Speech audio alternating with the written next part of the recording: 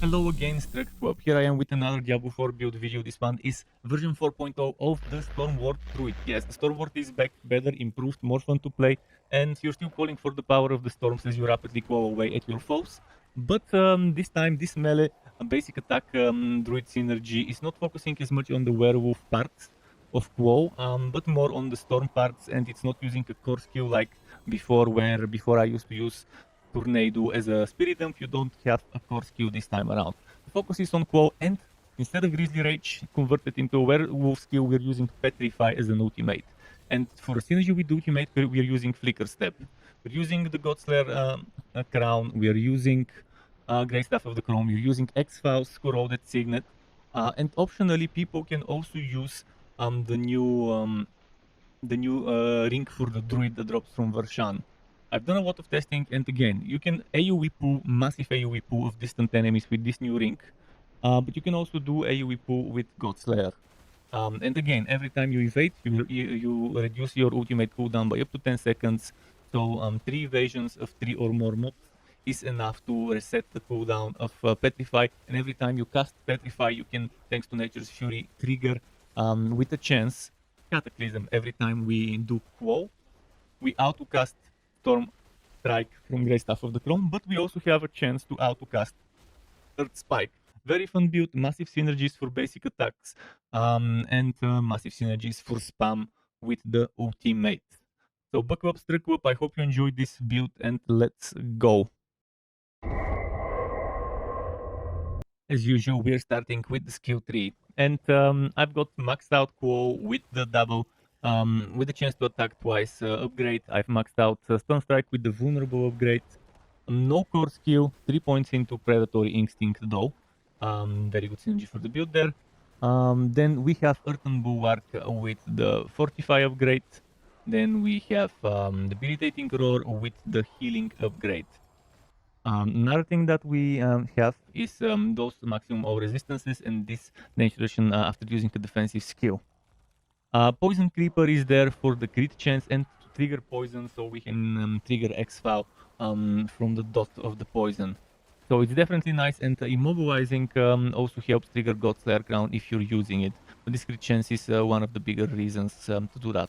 Then Hurricane, single point into it with the Savage upgrade for damage reduction. After that, we're moving on to Petrify, but we're not taking the final Petrify upgrade because we don't need Spirit. We are not consuming Spirit with any of our skills, we just have cooldowns and a builder basic attack. We've maxed out Defiance for multiplicative nature magic skills, damage to elites. 1 point into Quick Shift so we can unlock Heightened Senses for that damage reduction against elites. And we are shape-shifting, so we'll be triggering this often, because we are swapping between werewolf and between human form all the time. Nature's Fury, casting an Earth skill has 30% chance to trigger a free Storm skill of the same category and vice versa, which means we cast this, there's 30% chance to cast that. Then when we cast this, on top of casting this from Grey Staff of the Chrome, there's also chance to cast this one, which is pretty good. Then 1 point into Neurotoxin, so we can unlock Envenom, which we max out. And then we also put 1 point into Toxic Wall, just so we can cause an extra source of poison on top of the Poison Creeper. And this pretty much is it for the skill points. You might want to change few things here and there depending on your playstyle.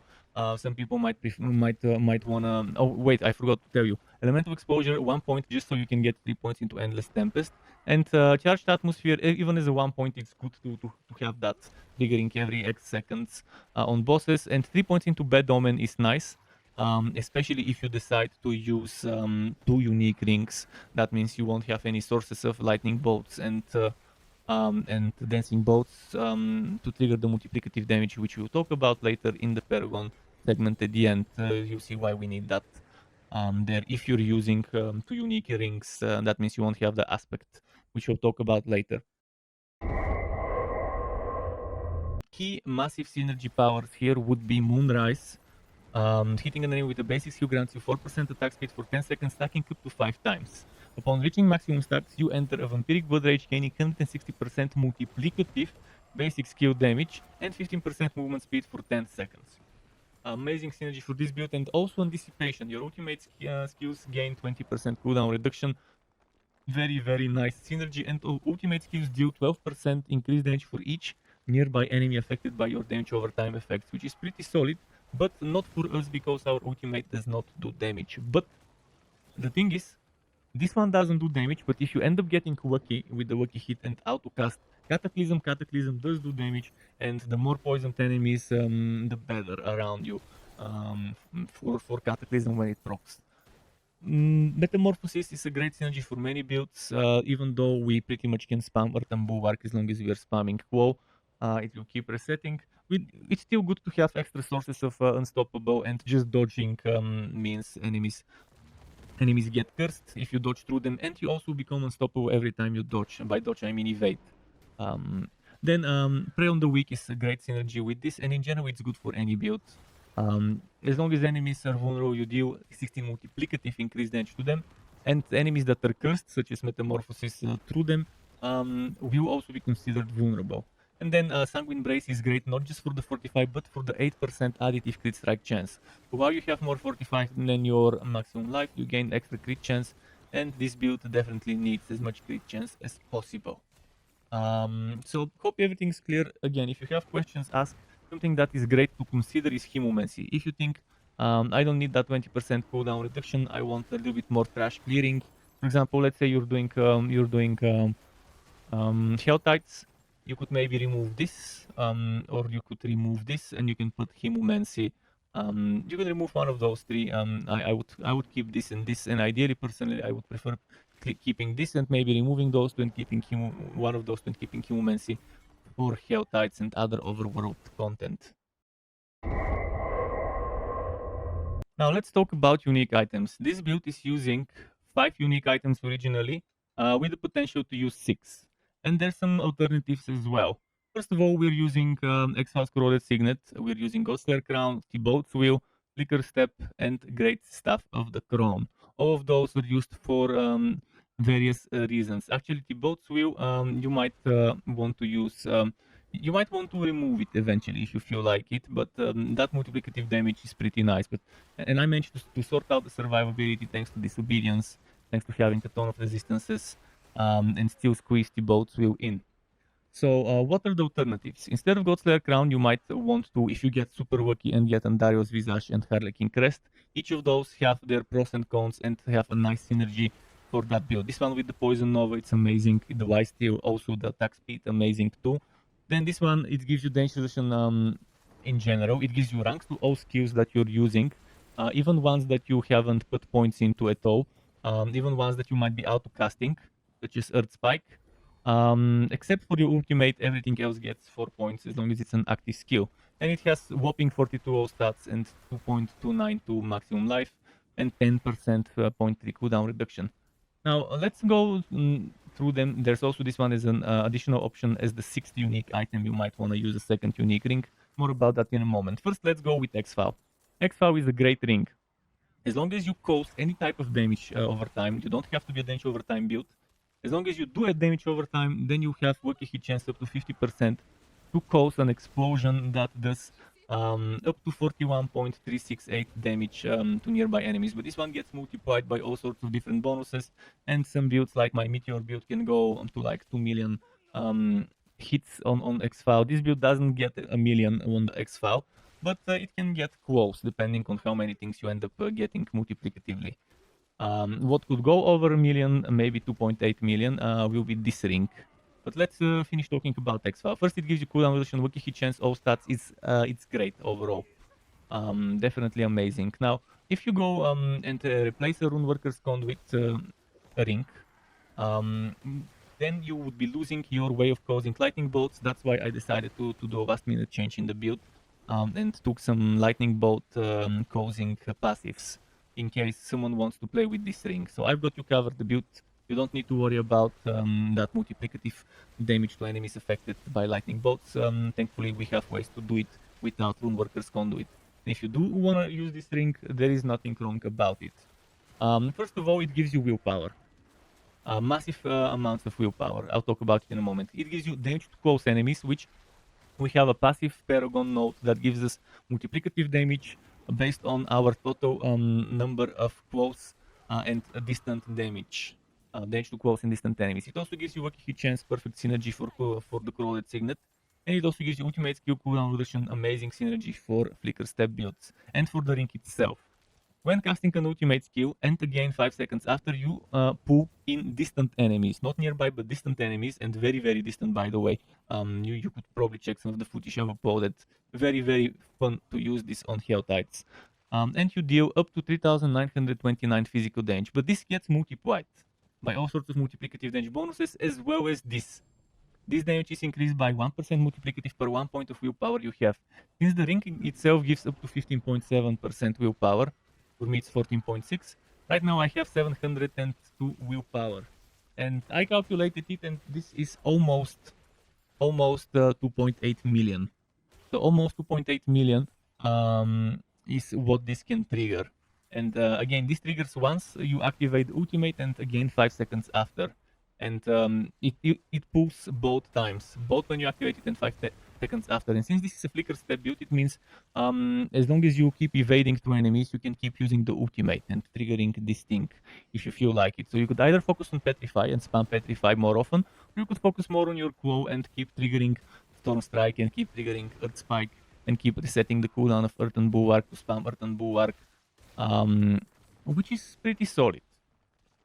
Now, the other ultimates, Godslayer Crown, needless to say, if you don't use this pool, you would love this one. You could combine both pools, or you could just scrap Godslayer, rely on this for the pool, and then use Andariel's Visage or Harlequin Crest if you need it. But Godslayer Crown up to 60% multiplicative damage, done for 3 seconds after you stun, freeze, or immobilize an elite enemy. Then you pull them. But if it's a boss, it also pulls nearby enemies. And for the boss, you just need to damage it, you don't need to crowd control it. But this only happens once every 12 seconds. So every 12 seconds for 3 seconds, you would have that extra damage. And you can stack that extra 60% with this 40% from the boat. And it's good when all of those are procced at the same time. You deal in multiplicative up to 40% increased damage while you are unstoppable. And again, you can become unstoppable when you use Bulwark, and you can do that when you use an evade thanks to Metamorphosis. And it's not just while you're unstoppable, but for 4 seconds after too. It also gives you 50 spirit, but we don't care about that because we don't need spirit on this build. And again, Flicker Step, every time you evade through an enemy, your active ultimate cooldown is reduced by 4 seconds per enemy. But this is limited to 10 seconds per evasion. So every time you evade, if you get 3 enemies and you have more than 3.4, so 3.4 or higher, you just need 3 enemies and boom, you get those 10 seconds per evasion. On a boss, it's always gonna be up to 4 seconds, so it's a little bit less useful there, but it's still nice. Good boots if only they had maximum evade charges on them. The Grey Staff of the Crown, needless to say, 9 ranks of Quo, massive whopping 9 ranks of Quo, and Quo is a Storm skill, which again means it can trigger, thanks to Nature's Fury, a free cast of Earth Spike, and it also auto-casts Storm Strike for up to 150% of its normal damage. And this gives you a whopping up to 70.5% damage to close enemies for the Paragon legendary node, which you'll see later, that gives us multiplicative damage. Overall, the Shaco is great, the Andariel's Visage is great, this Lifesteal and this Poison Nova is a total synergy, and let alone the attack speed and all stats on it. But then with the Shaco you have damage reduction and you have 4 ranks to all skills. All active skills get 4 ranks. I'm gonna quickly just demonstrate it. See? Stuff like a boulder, which you can automatically cast with the Wiki hit chance from this whenever you use Hurricane. Our active skills that we use get the extra cooldown reduction and bonuses.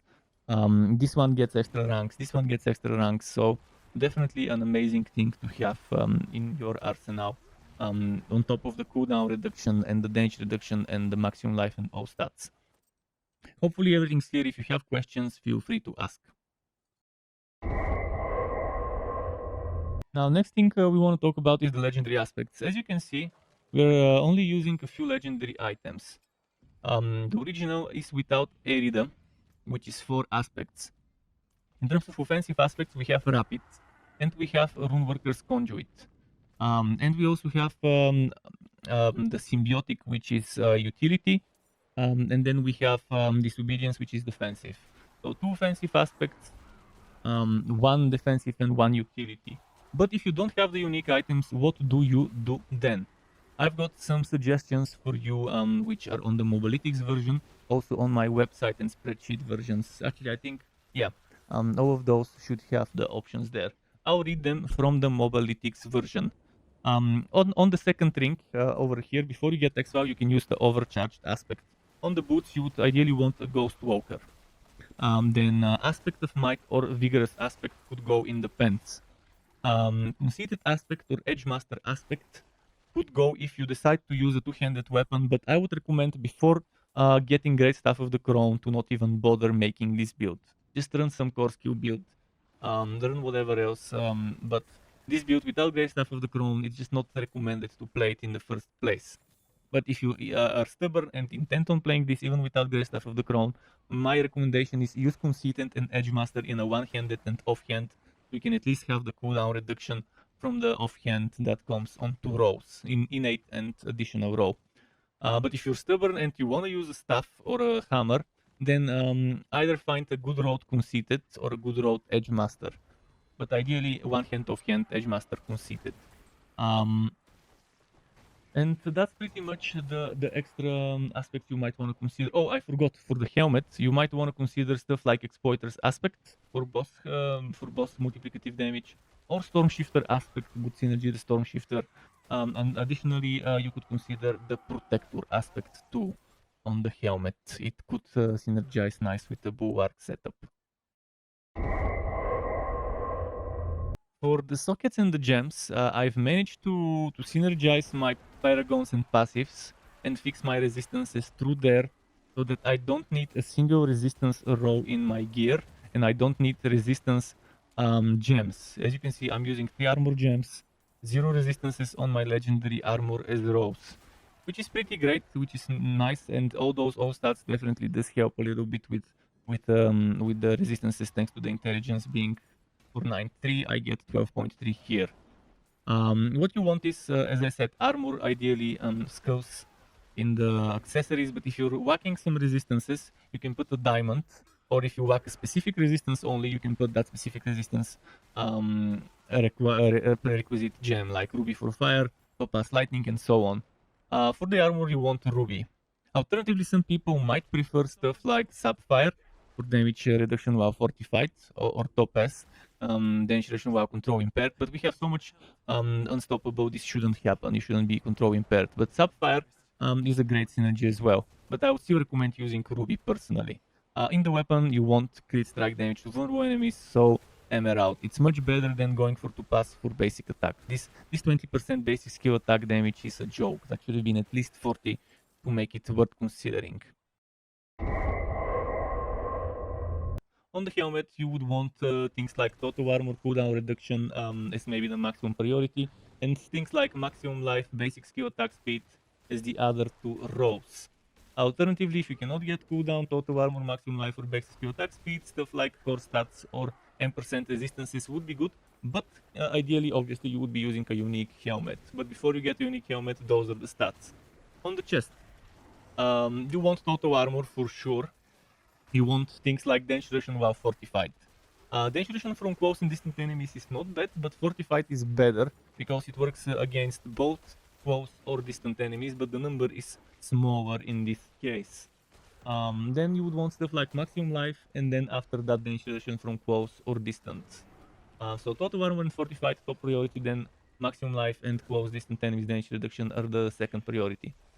Fewer stats, if you can get those, the not so bad fewers are all stats and percent damage and damage reduction. Normally resistances are also a good fewer, but for this build you don't need resistances in the armor because you can max out the resistances at level 100 without the need of resistances in gear. Other good fewers, rank sword and bulwark, wow shape shifted, werewolf skill damage, stone skill damage, nature damage, physical damage, but avoid those if possible, very last resort. On the gloves, top priority would be crit strike chance and wacky hit chance. Wacky hit chance for X-Foul. After that, second priority would be stuff like attack speed and core stats. Also damage to injured enemies. But try to get the crit strike chance, what hit chance first, and ideally get some very good attack speed. And after that, you could either fill with damage to injured, or you can fill with stuff like intelligence, willpower, dex, or all stats. Next, you have stuff like storm skill cooldown reduction, lightning crit strike damage with werewolf skills. It's not bad as a fewer if you can get the good rolls, but ideally you want to avoid them. And even worse would be crit strike chance against injured and resistances in the gloves. Now for the pants, must have total armor. If you're not using the bolt wheel, must have total armor. And then after that, after total armor, you could try to get stuff like damage reduction while fortified, and then damage reduction while from close enemies or from distant enemies. But you also want to get maximum life. So if you get total armor and the damage reduction while fortified, after that you can maybe get maximum life and one more damage reduction. Ideally close or distant. But damage reduction while injured is not bad either if you cannot get the other ones. Good viewers are the core stats. Avoid resistances, avoid regular damage reduction, but if you can't get 4 good rolls, that could be one of the bad ones. Then for the boots. For the boots, needless to say, if you're not using Flicker Step, before you get Flicker Step, on the legendary ones you would want movement speed, and you would also want damage reduction while injured. After that, something that would be very useful would be stuff like core stats, like willpower, intelligence. Intelligence is good for the resistances, willpower obviously for the skill damage, or all stats in general. Then damage to distant, wait, no damage, pardon me. In the boots you could get total armor while in werewolf form. It's not bad, because while you're spamming Claw, you shapeshift into werewolf, but ideally get the other stuff I mentioned. And you can fill with some resistances too, but you won't need them at level 100, those resistances, the way I set it up in gear. Then on the amulet you want total armor, cooldown reduction and movement speed. Those three are your holy trinity. Movement speed, total armor, cooldown reduction. I would prioritize the cooldown reduction and the total armor. Even if you can get movement speed right away, it's better to be able to survive and to spam. But ideally get those three together and then fill with something like storm skill cooldown reduction, ranks to a good passive, like in my case the defense passive is reasonable, or damage reduction from close or distant enemies, or while injured, or while fortified. Other good stuff might be damage while shapeshifted, werewolf, or skill damage, but avoid those if you can avoid them. They're not bad as viewers if it's the last remaining slot temporarily. Rings. In the rings you want crit strike chance as top priority, and damage to close enemies and crit strike damage. If you can get crit strike chance, crit strike damage, and damage to close enemies, you've got the damages covered. And then after that you probably would want to get maximum life or lucky hit chance. You might want to sacrifice crit strike damage for lucky hit chance if you want to get the life and the lucky hit chance on top of the damage to close and crit strike chance. But that you have to sacrifice one of those 5. Good viewers, if you can get lucky, would be damage to distant, because it gives you multiplicative the same way close does. Also damage to injured is not so bad, vulnerable is not so bad as damage. Damage to poisoned also okay as a final viewer if you temporarily cannot replace it. Then main weapon you want before you get the Grey Staff of the Crown. First of all, if you cannot get Grey Staff of the Crown, better to not go for this build. But if you want to try and play this build without this weapon, I would recommend using main hand offhand. On the two-handed weapon, if you decide to be stubborn and use a hammer or a great staff, you would be using the same rolls as the main hand weapon for the offhand main hand combo, which would be top tier would be crit strike damage, damage to close enemies. After that, all stats or willpower, and damage to distant enemies. Close and distant, both of those would give you multiplicative stuff, ideally close, because you actually benefit double from it, because you also hit enemies from close. Then, not so bad of a viewer would be damage, basic skill damage. Ideally, don't get it, but if you can't, it's not a bad viewer. Vulnerable damage is not a bad viewer. Damage to injured enemies is not a bad viewer. Crit strike damage with werewolf skills, it's an acceptable viewer. And there's a bunch of other damages like to poisoned enemies, crit strike lightning skill damage, stuff like that. But ideally you would want to avoid them. If you're using a focus offhand, for the totem you would want cooldown reduction, crit strike chance, lucky hit chance. Those 3 must have. After that you can fill with basic skill attack speed, or basic skill damage, or damage reduction while fortified, or core stats. There's even dangerous to enemies that are poisoned, which is not a terrible fewer for the focus. Two-handed, the same rows as the main hand. So hopefully everything's clear. If you want to see it as a list instead of listening to me say it, just go to my Mobalytics version. I've made two Mobalytics versions. One for before the Abattoir of Zir patch, and one for after the Abattoir of Zir patch that will be using the new glyph with slightly reworked paragons. You can check there. I've written as well as on my spreadsheets and on my website the preferred rows in priority. For the Paragon boards, there are two versions. Version 1 is what I'm doing right now.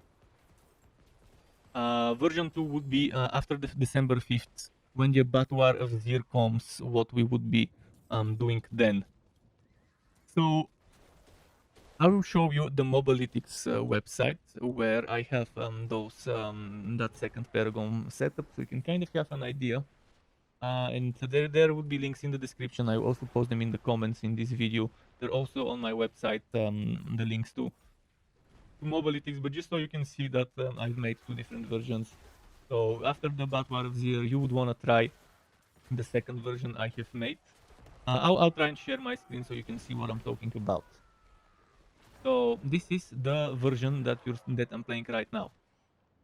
The regular standard version that you saw me in the game, and this is what they would look like after. So I'm just gonna quickly go through them, and again, you can just click the Mobalytics version link and check in detail what's where.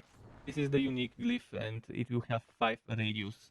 So it means this radius of 4 that you see, you'll be getting 1, 2, 3, 4, 5, 6, 7, 8, 9, 10 extra nodes of core stats on top of that.